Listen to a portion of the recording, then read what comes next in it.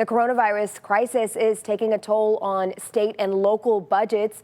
Ohio Governor Mike DeWine this week announcing he will not only be dipping into the state's rainy day fund, he will likely be draining it. News 5's John Kosick joins us. And John, this is something the governor resisted a few months ago. He didn't want to dip into it too early or go into it too deep. That's a mistake that other governors have made in the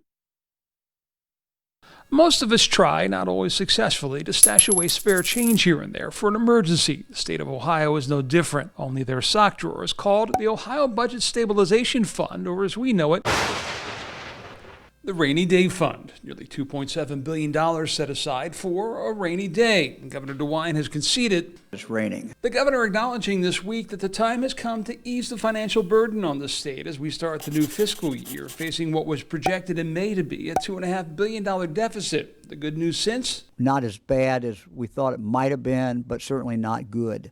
The governor resisted the urge to dip into the fund too early and instead cut funding for education, for example, by 3.7% as an early warning to districts. Start tightening your belts. What I wanted to do is make sure that schools knew, what was coming. To put it in household terms, that $2.7 billion in the fund is the equivalent of a person earning $50,000 a year having $3,900 stashed away for an emergency. It's enough to cover expenses for about 4 weeks.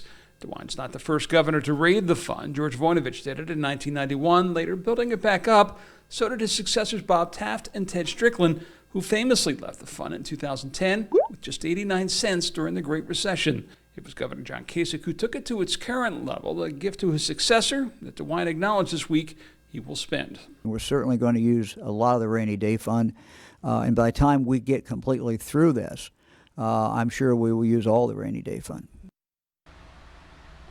The bulk of it over the